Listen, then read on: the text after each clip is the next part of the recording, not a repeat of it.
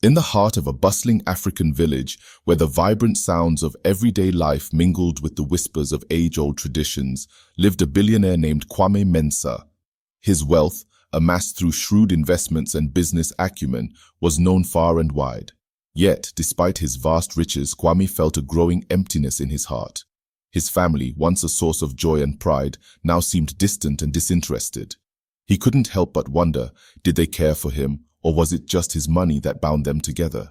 One balmy evening, as the sun dipped below the horizon, casting a golden hue over the village, Kwame sat on his veranda, deep in thought.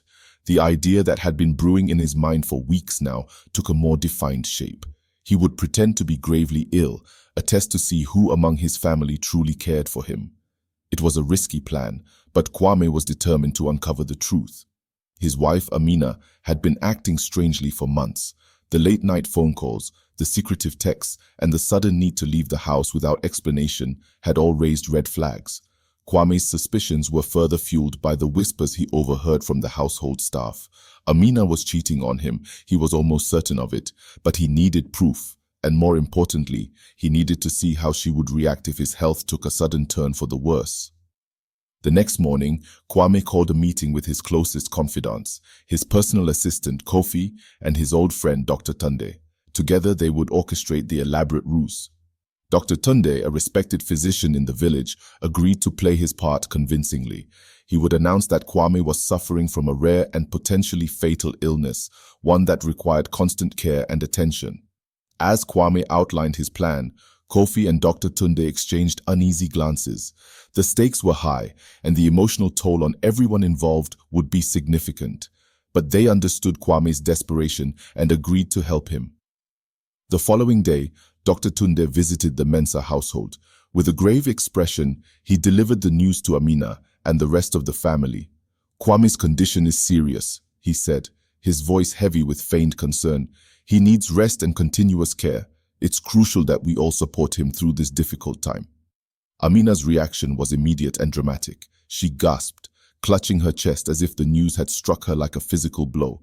Tears welled up in her eyes, and she rushed to Kwame's side, promising to be there for him no matter what. Kwame, lying in bed with a convincingly pale and weary demeanor, watched her closely. Her reaction seemed genuine, but he couldn't shake the feeling that something was off. As the days turned into weeks, Kwame's condition appeared to worsen. Amina was by his side constantly, tending to his every need.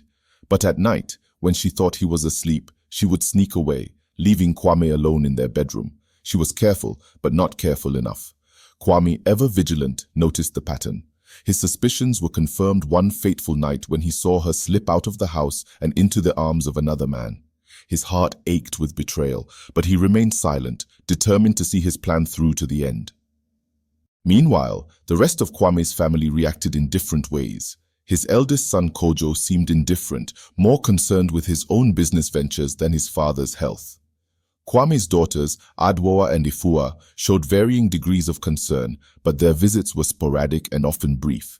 It was clear that the bonds that once held the family together were fraying.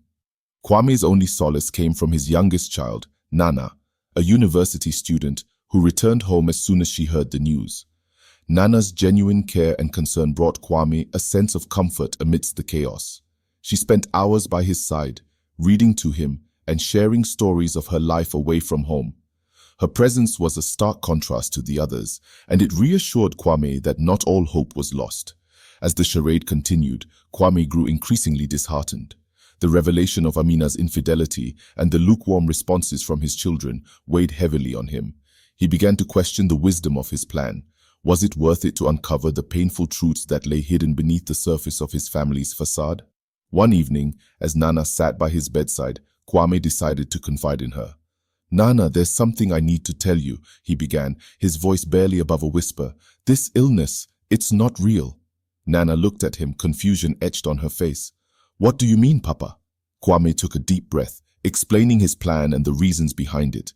He told her about his suspicions, his need to know if his family truly cared for him, and the devastating discoveries he had made. Nana listened in stunned silence, her eyes brimming with tears. "Papa, why would you do this?" she asked, her voice trembling. "Why put yourself through so much pain?" Kwame reached out, taking her hand in his. Because I needed to know the truth, Nana. I needed to know if my family loved me for who I am or for what I have. Nana's heart ached for her father. She understood his desperation, but wished he had chosen a different path. "We'll get through this, Papa," she said softly. "We'll confront the truth together and find a way to heal." As the first light of dawn crept into the room, Kwame felt a glimmer of hope. With Nana by his side, he knew he could face whatever lay ahead. The test had revealed painful truths, but it had also shown him the strength of his bond with his youngest daughter. Together, they would navigate the difficult path to reconciliation and healing, no matter what it took. As the sun climbed higher into the sky, casting long shadows across the village, Amina's double life began to unravel. The villagers, always quick to notice changes, whispered among themselves about her nightly disappearances. Rumors spread like wildfire, and it wasn't long before Kwame's suspicions reached the ears of his trusted confidants, Kofi and Dr. Tunde. Kofi, ever loyal to Kwame, discreetly followed Amina one evening. Under the cover of darkness, he watched her meet a man in a secluded part of the village. The sight confirmed what Kwame had feared all along. Kofi returned to Kwame, his heart heavy with the burden of the news. "It's true, Kwame. Amina has been unfaithful," he said, his voice laced with sorrow. Kwame felt a wave of anger and sadness wash over him, but he steeled himself, knowing that he had to confront Amina. That night, as Amina returned home, Kwame called her into their room. His voice was calm, but there was an edge to it that made Amina's heart race. "Amina, we need to talk," Kwame began, fixing her with a piercing gaze. "I know about your affair." Amina's face turned ashen, her eyes wide with fear. She tried to stammer a denial, but Kwame held up a hand to silence her. "I've seen you with him. I know everything." Tears streamed down Amina's face as she fell to her knees, begging for forgiveness. "Kwame, I'm so sorry. I never meant to hurt you. Please give me a chance to make things right." Kwame's heart was heavy, but he knew he couldn't simply forgive and forget. "Amina, our trust has been broken. I need time to think about what this means for us, for our family." As Amina left the room sobbing, Kwame felt a strange sense of relief. The truth was out, and he no longer had to carry the burden of suspicion alone. But the pain of betrayal was still raw, and he knew that healing would be a long and difficult process. Meanwhile, Kwame's condition continued to appear dire to the outside world. His children, unaware of the deception, responded in different ways. Kojo remained distant, his focus still on his business ventures. Adwa and Efua visited occasionally, but their concern seemed more performative than genuine. Nana, however, was a constant presence. Her dedication and love provided Kwame with a glimmer of hope amidst the turmoil. She urged her siblings to spend more time with their father, but her pleas often fell on deaf ears. One evening, as Nana sat by Kwame's bedside, she shared a story from her childhood, hoping to lift his spirits. "Do you remember the time we went to the river, Papa? You taught me how to swim, and I was so scared, but you held me and said I could do it. You gave me the courage to try." Kwame smiled weakly, the memory a welcome distraction from his current woes. "I remember, Nana, you were so brave that day." Nana squeezed his hand, her eyes shining with determination. "We need that same courage now, Papa. We need to face this together and find a way to mend our family." Kwame nodded, grateful for his daughter's unwavering support. Despite the pain and betrayal, he knew that Nana's love was a beacon of hope in the darkness. As days turned into weeks, the tension in the household grew. Kwame's feigned illness had brought underlying issues to the surface, forcing everyone to confront their true feelings.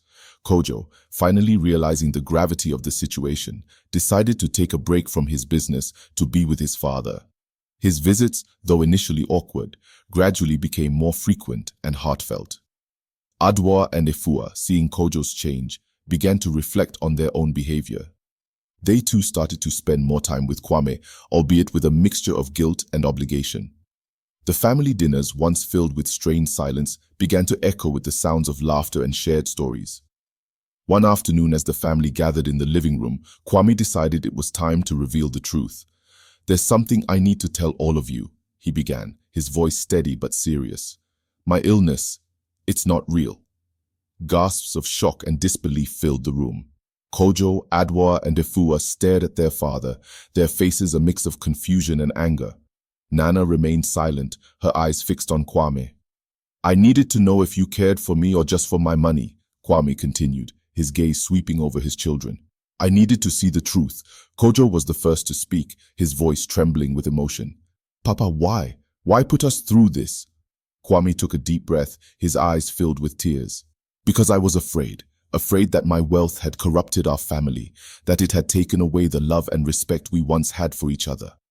Adwoa and Efua looked at each other, their expressions softening as they realized the pain their father had been carrying.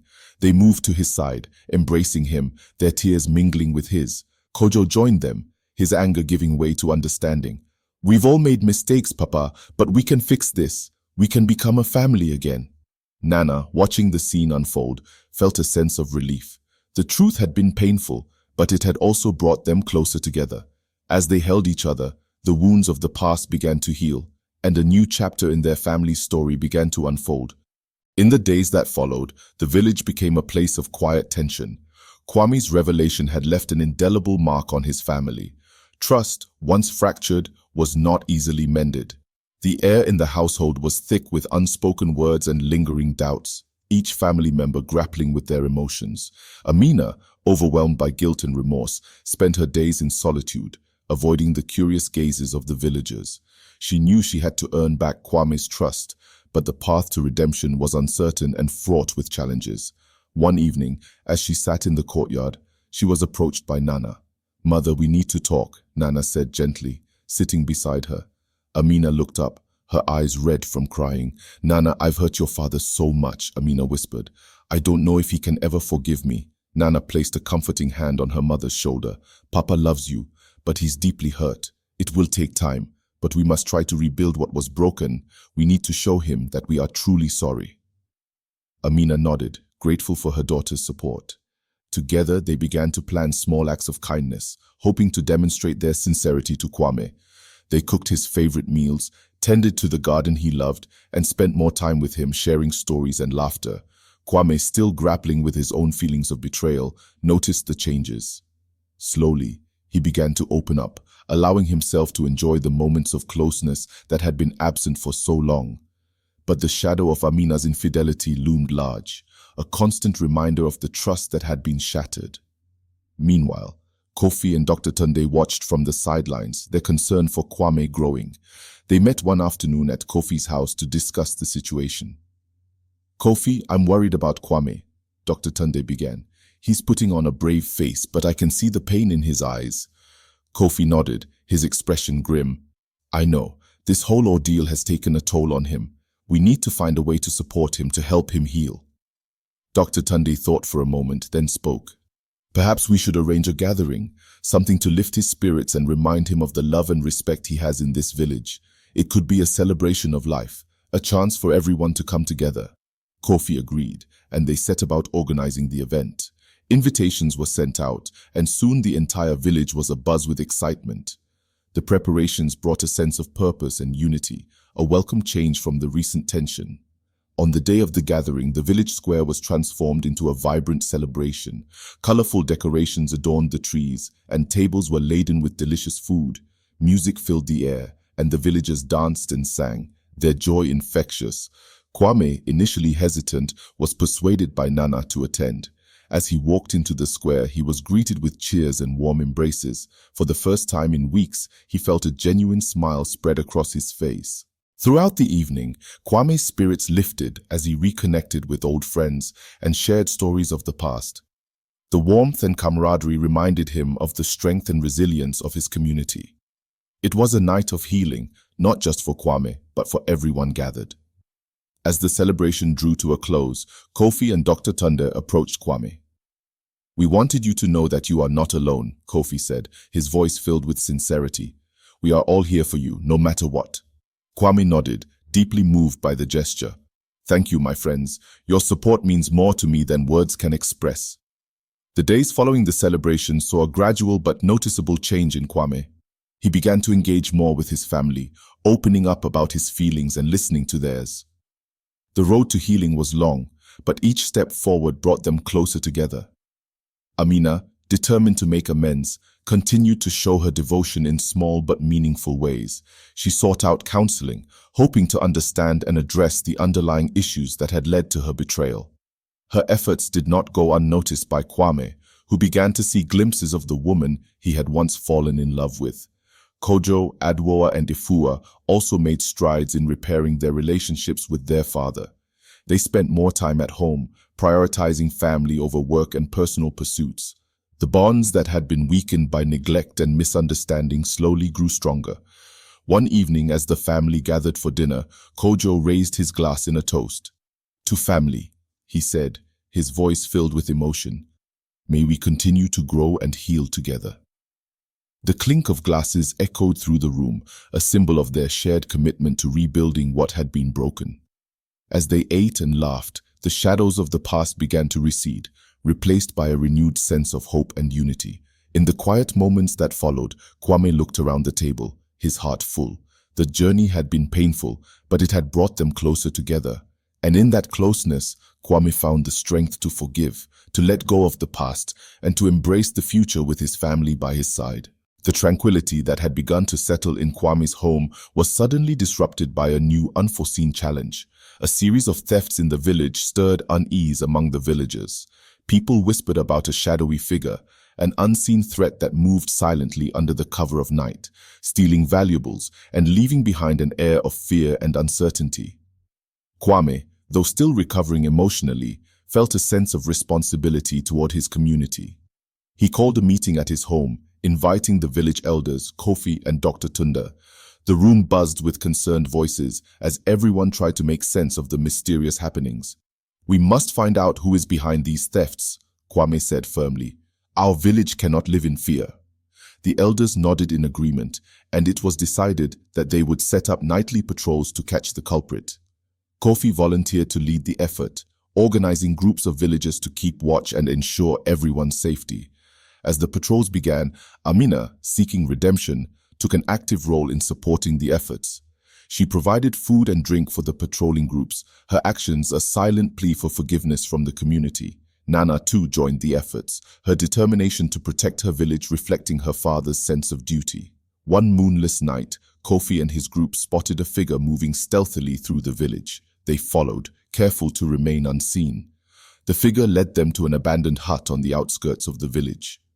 As they surrounded the hut, the figure realized it was trapped and bolted for the door. Kofi and the others were ready, and a tense standoff ensued. "Show yourself," Kofi demanded, his voice echoing in the still night. The figure hesitated, then stepped into the light. Gasps of surprise erupted from the group as they recognized the thief. It was Ajay, a young man from a neighboring village, known to some as a friend, but to others as a troublemaker. "Ajay, why?" Kofi asked, his tone a mix of disappointment and confusion. Ajay lowered his head, shame evident in his eyes. "I had no choice. My family is struggling, and I thought this was the only way." Kofi sighed, understanding the desperation that drove Ajay to such actions. "There are other ways to seek help, Ajay. You should have come to us." Kwame, upon hearing the news, decided to address the matter personally. He met with Ajay and listened to his story, the young man's words filled with regret and sorrow. Kwame saw an opportunity for redemption, not just for Ajay, but for the village as a whole. "We will help your family," Kwame said, placing a hand on Ajay's shoulder. "But you must make amends for what you have done. You will work with us to rebuild the trust you've broken." Ajay agreed, his relief palpable. The village, though initially wary, gradually accepted the decision. With Kwame's guidance, they worked together to support Ajay's family, ensuring they had the resources they needed to survive. As the days passed, the village began to heal from the recent turmoil. The thefts ceased, and a sense of security returned. Ajay, now a symbol of redemption, worked tirelessly to repay the community's kindness, his efforts bridging the gap between the two villages. Kwame, observing the resilience and unity of his people, felt a renewed sense of hope. The challenges they had faced had brought them closer together, their bond strengthened by adversity.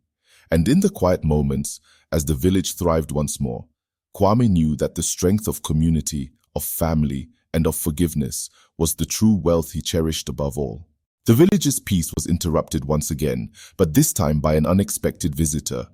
One late afternoon, as the sun cast long shadows, a figure appeared on the horizon, walking steadily towards Kwame's home.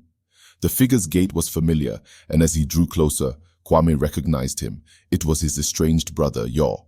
Yor had left the village years ago, under a cloud of mystery and whispered scandals. His sudden reappearance stirred a mix of emotions in Kwame: curiosity, caution, and a hint of unresolved anger. The village elders were equally surprised but gathered quickly to welcome him back. Yor greeted the elders with respect, then turned to Kwame. "Brother, I have returned," he said simply, his voice carrying a weight of unspoken words. Kwame nodded, inviting Yor into his home. As they sat in the familiar surroundings, the air was thick with tension. Yor looked around, taking in the changes that had occurred during his absence.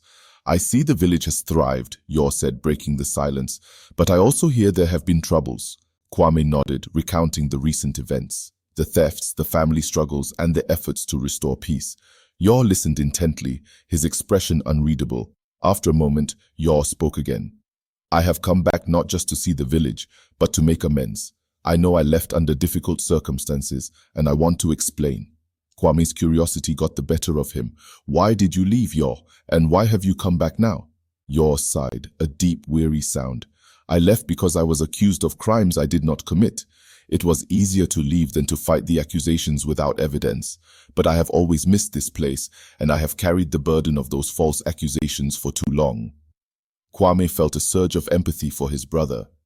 He knew the pain of carrying a heavy burden. And now, Yor looked directly at Kwame. "Now I want to clear my name and reclaim my place in the village. I need your help, brother." Kwame considered his brother's words. The past was painful, but the present offered a chance for redemption. He decided to take a leap of faith. "We will find a way to prove your innocence, Yor, but you must be patient. Trust has to be rebuilt." Yor nodded gratefully. "I understand, Kwame. I'm willing to do whatever it takes." Together, they approached the elders, who agreed to reopen the investigation into Yor's past. With the help of Kofi and other trusted villagers, they gathered evidence and testimonies that had been overlooked. The process was slow and painstaking, but gradually the truth began to emerge. One evening, as the village gathered under the ancient baobab tree, the elders presented their findings. Yor was exonerated, his name cleared of the false accusations. The villagers, moved by the revelation, welcomed him back with open arms. Kwame stood beside his brother, feeling a sense of closure and a new beginning. The past, with all its shadows, had finally been addressed, allowing them to move forward. As the village celebrated Yor's return, the bonds of family and community were reaffirmed. The challenges they had faced together had strengthened their unity, making them resilient against whatever the future might hold. One early morning, as the village stirred to life, a stranger arrived, drawing the attention of the villagers. Dressed in fine clothes and riding a horse of unparalleled elegance, the stranger's presence was both imposing and intriguing. He introduced himself as Ibo, a wealthy merchant from a distant land, seeking to trade and explore new opportunities. Kwame, ever the gracious host, invited Ibo to his home. As they sat down for a meal, Kwame observed the merchant with curiosity. Ibo spoke of his travels, the vast lands he had seen, and the treasures he had acquired. His stories captivated everyone, but there was something about his demeanor that left Kwame unsettled. Over the next few days, Ibo mingled with the villagers, displaying his wares and offering generous trades. His charm and wealth quickly won over many, but Kwame remained cautious. He noticed how Ibo seemed to take a particular interest in Amina, always finding ways to be near her. One evening, Kwame decided to confront the merchant. "Ibo, your tales are fascinating and your wealth impressive, but I must ask, what brings you to our village beyond trade?" Ibo smiled, his eyes gleaming with a hint of something more. "Kwame, I seek not only trade, but also connections. I see potential here, and I wish to invest in the future of your village." Kwame nodded slowly, but his intuition told him there was more to Ibo's intentions. He kept a close watch on the merchant, determined to protect his family and community. As days turned into weeks, Ibo's true motives began to surface. He proposed grand schemes promising prosperity, but demanding significant control over the village's resources. The elders, swayed by his promises, began to consider his proposals seriously. Kwame, however, was not convinced. He gathered his family and closest confidants, including Kofi and Yor, to discuss the situation. "Ibo's offers seem too good to be true," Kwame said. "We must be careful not to give away our autonomy and heritage." Nana, ever insightful, suggested they investigate Ibo's background. "We need to know who he really is before making any decisions." Kofi and Yor agreed, and with the help of some trusted villagers, they discreetly gathered information about the merchant. What they discovered was alarming. Igbo had a history of exploiting villages, taking control of their resources, and leaving them impoverished once he had drained them of their wealth. Armed with this knowledge, Kwame called a meeting with the elders and presented the findings. The revelation shocked the village, and the elders quickly rescinded their support for Ebo's proposals. Feeling cornered, Ebo tried to make a hasty exit from the village, but Kwame confronted him one last time. "You came here with deceit and greed, Ebo. Leave now and never return." Ebo, realizing he had been outmaneuvered, left without a word. The villagers, grateful for Kwame's vigilance, reaffirmed their trust in his leadership. In the quiet that followed Ebo's departure, the village reflected on the events that had transpired. They understood the importance of unity and vigilance in protecting their way of life. As they resumed their daily activities, the sense of community and trust that had been tested was now stronger than ever. Life in the village slowly returned to its familiar rhythm after Ebo's departure. However, a new challenge soon emerged. The village healer, old and wise, fell gravely ill, unable to tend to the community's needs. Concern spread, and the villagers wondered who could take his place. One day, a young woman named Abena arrived in the village, seeking refuge and offering her skills as a healer. She came from a distant region and had trained under renowned healers. Her knowledge and gentle demeanor quickly earned her a place among the villagers who were desperate for her aid. Kwame, always attentive to his community's needs, invited Abena to his home. "We are grateful for your help, Abena. Our healer is very ill, and your presence is a blessing." Abena smiled warmly. "I will do my best to serve your village, Kwame. I have learned much, but there is always more to discover." As Abena began her work, the villagers were amazed by her abilities. She used herbs and remedies that were unfamiliar to them, and her treatments were remarkably effective. Under her care, the old healer slowly recovered, and the health of the village improved significantly. One evening, as Kwame and Abena walked through the village discussing the various ailments she had treated, Abena paused and looked at him thoughtfully. "Kwame, I have noticed a sadness in your eyes, despite the strength you show to your people. What troubles you?" Kwame sighed, the weight of recent events still heavy on his mind. "Our village has faced many challenges, and though we have overcome them, the scars remain. I worry for the future, for my family and my people." Abena nodded understandingly. Healing is not just for the body, but for the spirit as well. Sometimes sharing your burdens can help to lighten them. Over time, Kwame and Abena developed a bond of mutual respect and trust. Abena's wisdom and empathy brought a new sense of peace to Kwame, who began to see her as not just a healer, but a friend. Meanwhile, Nana, noticing the positive change in her father's demeanor, approached Abena one afternoon.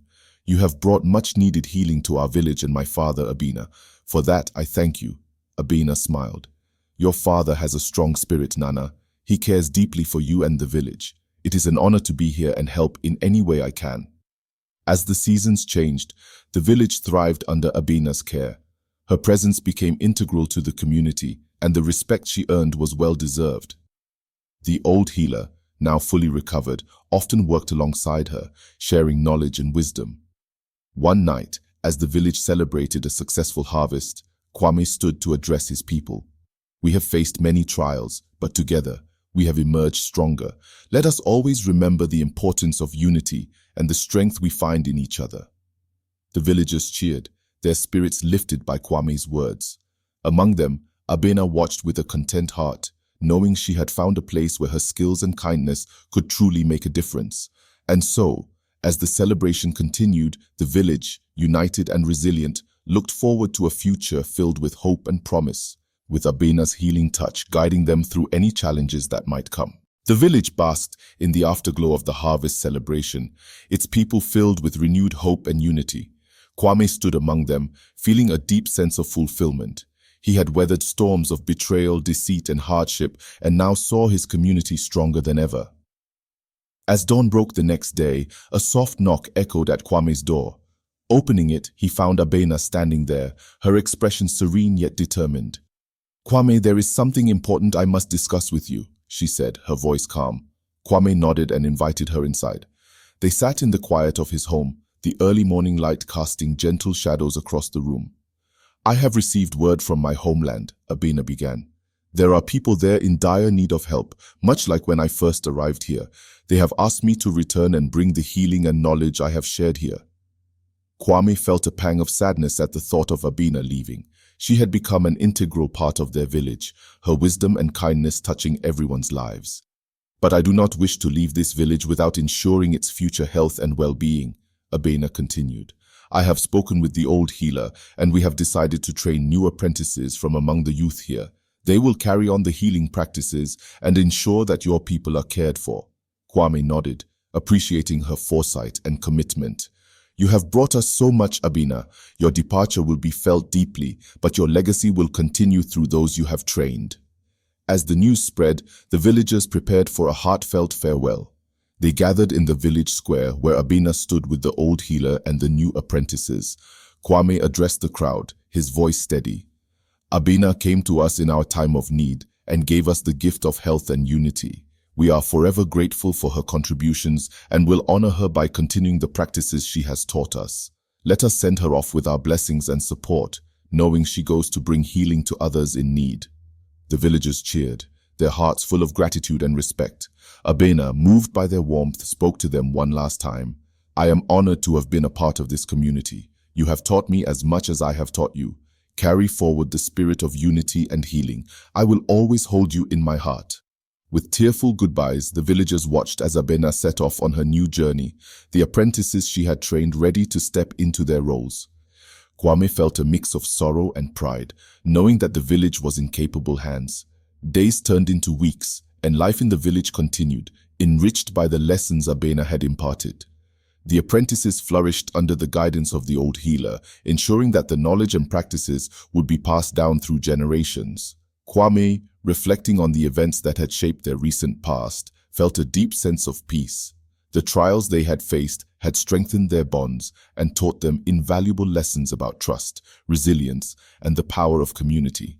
One evening, as the sun set over the village, painting the sky in hues of orange and pink, Kwame stood with his family, watching the horizon. Nana, standing beside him, spoke softly. Papa, we have come a long way. The village is stronger, and our family is closer than ever. We have much to be thankful for. Kwame nodded, placing an arm around his daughter. Indeed, Nana, we have faced many challenges, but together we have overcome them. The future holds promise, and as long as we stand united, we can face anything. As the stars began to twinkle in the night sky, the village embraced the promise of tomorrow, ready to face whatever came their way with the strength and unity they had built. And Kwame, with his family and community by his side, looked forward to the days ahead, confident in the enduring spirit of their village.